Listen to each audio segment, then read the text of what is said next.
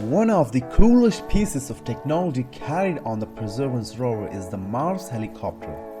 According to the laws of physics, it is nearly impossible to fly a heavier-than-air vehicle on Mars with its thin atmosphere.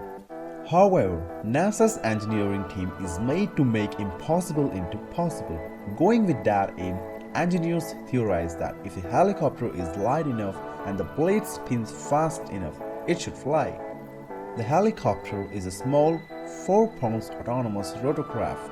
Its fuselage is about the size of a softball, and its twin counter-rotating blades will bite into the thin Martian atmosphere at around 2400 to 3000 rounds per minute, about 7 to 10 times the rate of a helicopter here on Earth. The helicopter also contains built-in capabilities needed for operation on Mars, including solar cells to charge its lithium-ion batteries and a heating mechanism to keep it warm through the cold Martian nights.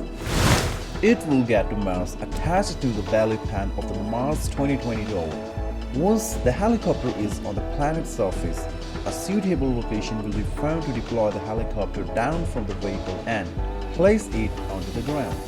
The rover is then driven away from the helicopter to a safe distance from which it will relay commands.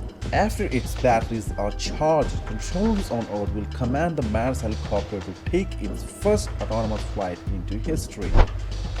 Since Earth will be several light years away, there is no way to joystick the helicopter from Earth, so it will receive commands from the rover and then fly the mission on its own. It will engage in a 30-day flight test, including up to 5 flights of incrementally farther flight distances.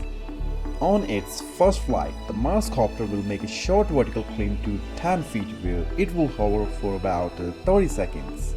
The Mars helicopter is considered a high-risk, high-reward project. If it does not work, the Mars 2020 mission won't be affected.